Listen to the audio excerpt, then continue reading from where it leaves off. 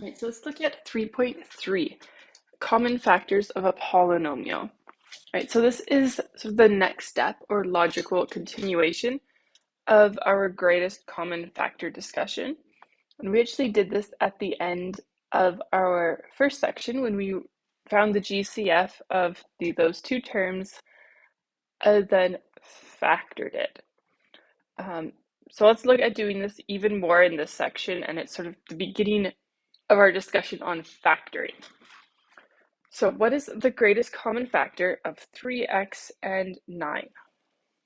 Oh wait, well, we can set it up, but this is one you might just be able to see it. So 3x and 9, I can take a 3 out of both terms, and then I divide it, I'm left with 1x and 3. There's nothing else in common. So my GCF of those two terms is just 3.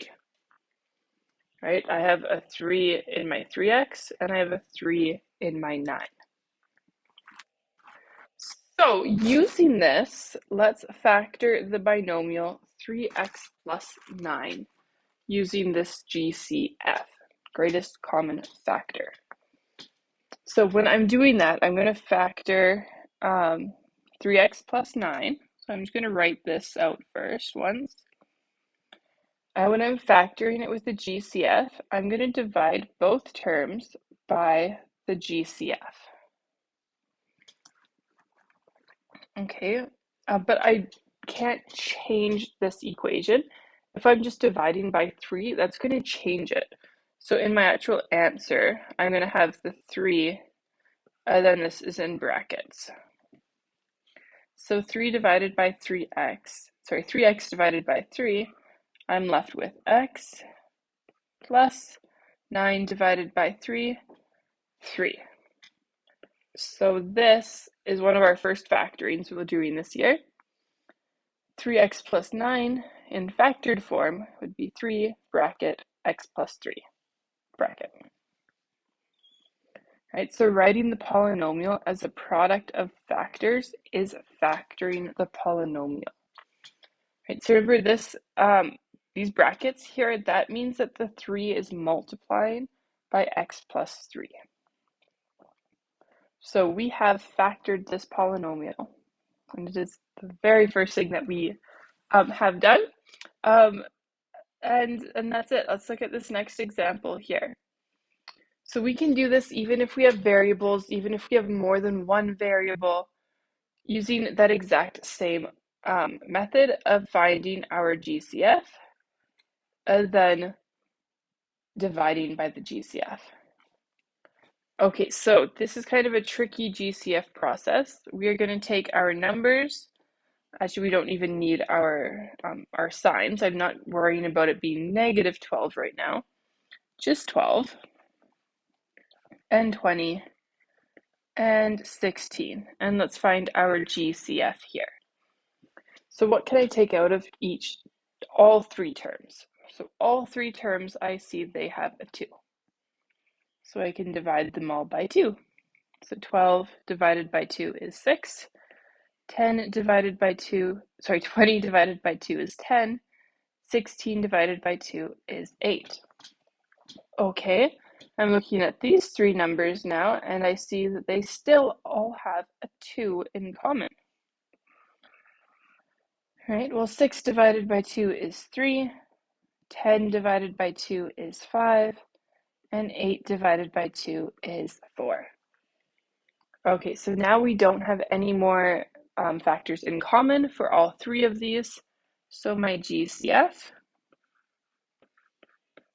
is going to be 2 times 2, which is 4. All right, fantastic.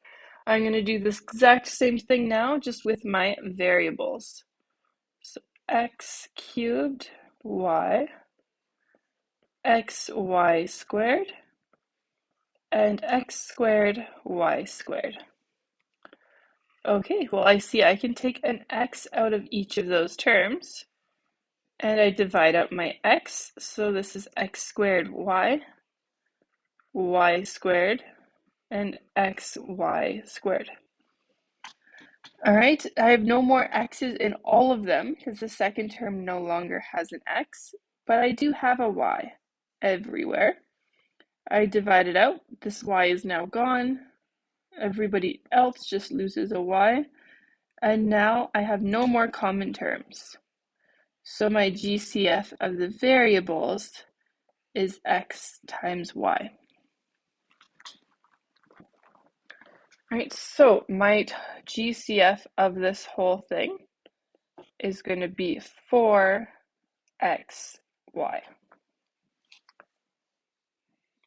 So when I'm factoring it, let me just write it out once. Minus 20xy squared minus 16x squared y squared. So what I'm going to do now is I'm going to divide each term by my GCF. So this is my first term. I divide it by 4xy. My second term, I divide by 4xy. Third term, again, I divide by 4xy. Now remember, my factoring, I don't want to change what the actual equation is. I want to try to make it into a product of factors, right? So a product multiplication. So I'm dividing by the GCF, but when I'm writing it in factored form, this GCF goes right here. Right before my brackets, I'm multiplying by my GCF in factored form. To get to that, I need to divide by my GCF.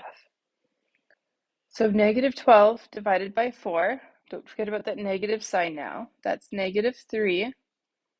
X cubed divided by x is x squared, and y divided by y, that's just 1, they cancel out. All right, so next, negative 20 divided by 4, that's going to be negative 5.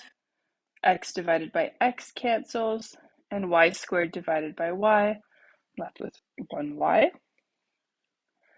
Right, and now negative 16 divided by 4, that's negative 4. X squared divided by x is x, and y squared divided by y is y. So this would be written in factored form. Like there is one other way you might see this written in factored form, because typically, right, we don't like to see negative signs here, do we? And we have 3 negative signs. So it's actually preferred in mathematics if I get rid of all of these negative signs. And to do that, technically speaking, I'm dividing by negative 1.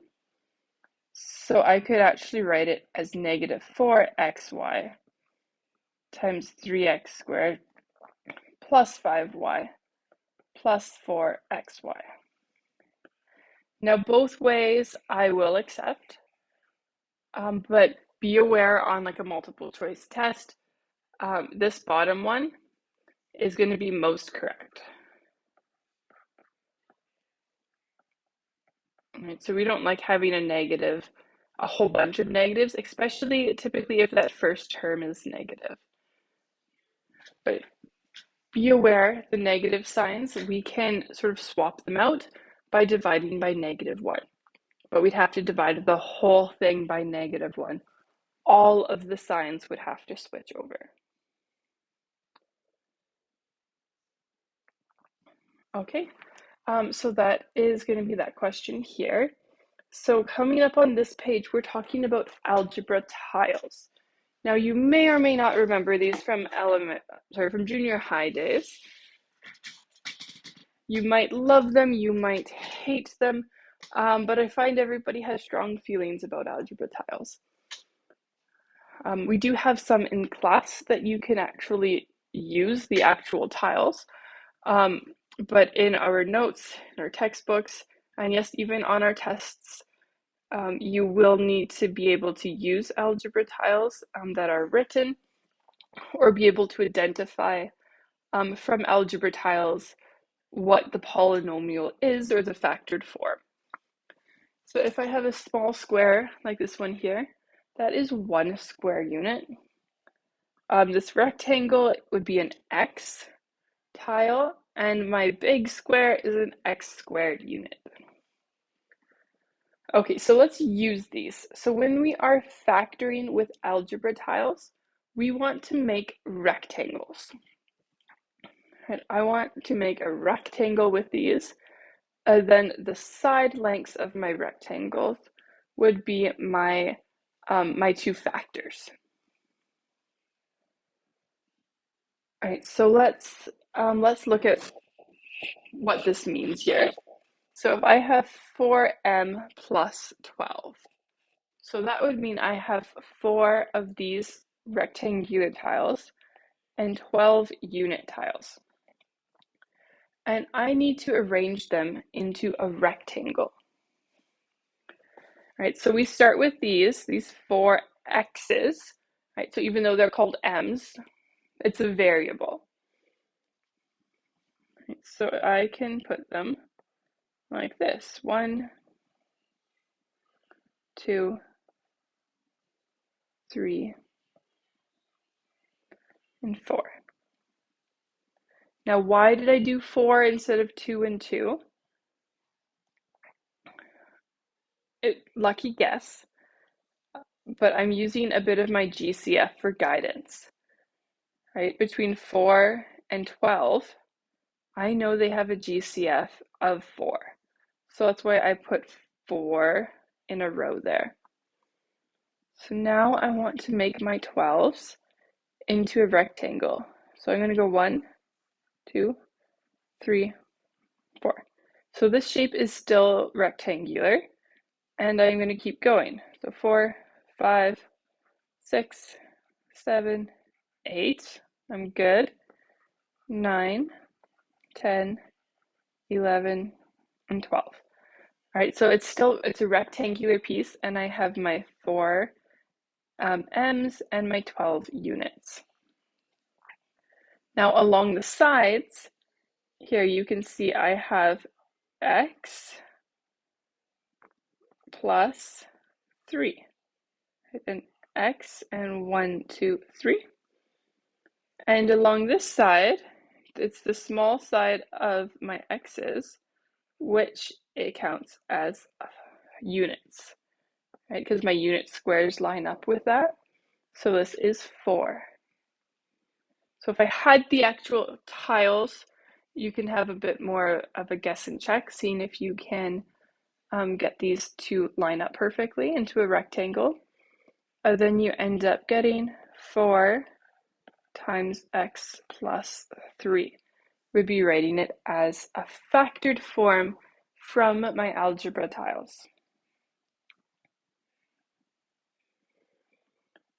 Okay, so let's look at these next two examples as well. So 6n plus 9. All right, so a bit of a GCF check first.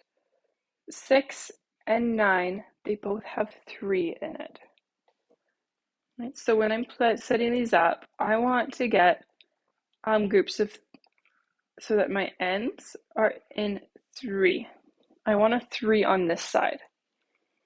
So that means I need the 2 rows here. 1, 2, 3. So that's my 6n accounted for now. And now I have to deal with my 9. So 1, 2, 3, 4, 5, 6, 7, 8, 9. So on this side here, I have 2n plus 3. So in factored form, 3 times 2n plus 3. Actually, you know what? Up in this equation here, I really should, instead of an x, what should I have there instead of an x? M.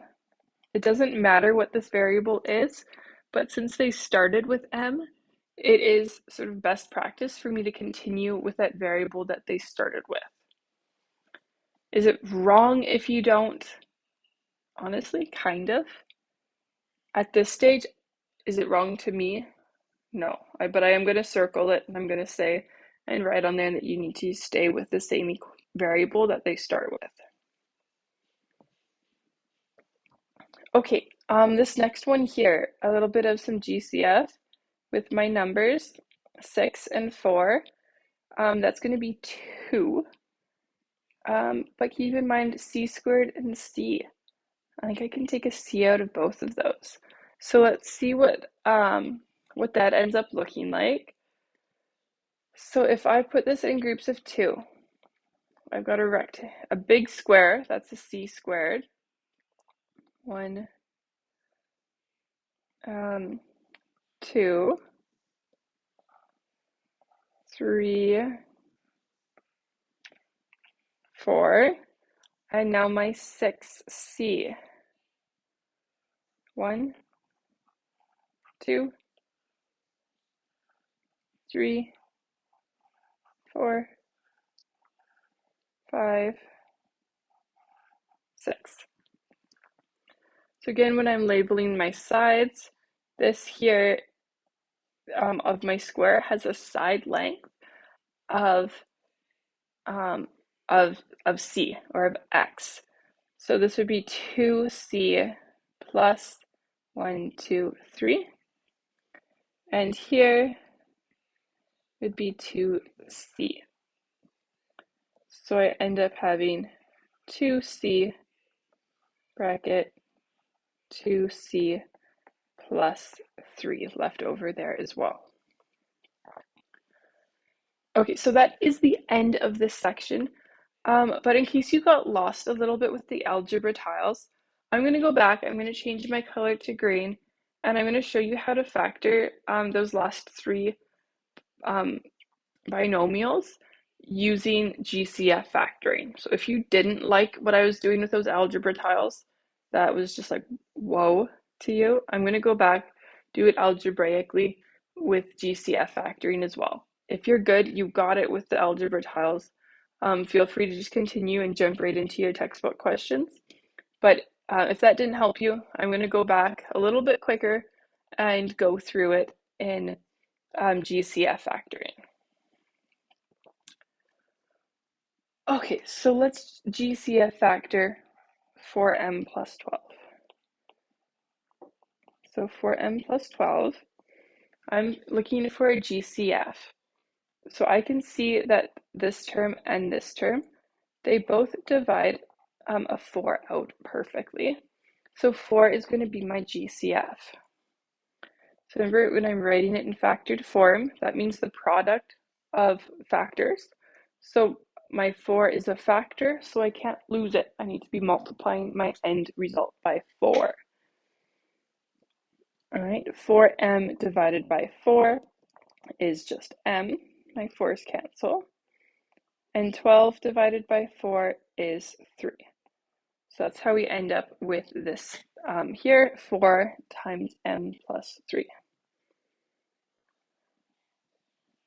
All right, this next example here, I have 6n plus 9. So again, my GCF factoring, I can see in both of these terms, I have a 3 that I can divide out. Factoring, I always write it as multiplication. So I have 3 bracket, 6 divided by 3 is 2n, plus 9 divided by 3 is 3. All right, and finally, 6c plus 4c squared. So if I'm looking at my numbers, I have a GCF of 2, but we can't quite stop there because I have a c and a c squared. So I also have a c in both terms. So my GCF in this equation is actually 2c. So I'm going to be dividing both terms by 2c. So 6 divided by 2 is 3. C divided by c, that cancels, it's 1. Plus, all right, again, we divide numbers by numbers, variables by variables. So 4 divided by 2, that's where I get my 2 from. And c squared divided by c, Well, one of my c's cancel, and I'm left with 2c. Now this is exactly the same as what we had before, it's just in a different order. And I can just reorder this one here, 2c plus 3. No, this order doesn't really matter, but mathematically speaking with convention, it is most correct like this when I have my any c's that I have starting off first instead of having them later on. And that's just by convention. It's just sort of proper mathematical grammar, if you will. All right, and that's it for this section. We're just using GCFs now to factor these polynomials. All right, if you have any questions from this, make sure you come and see me so we can go through some practice and I can explain it to you because we're just getting started with our factoring.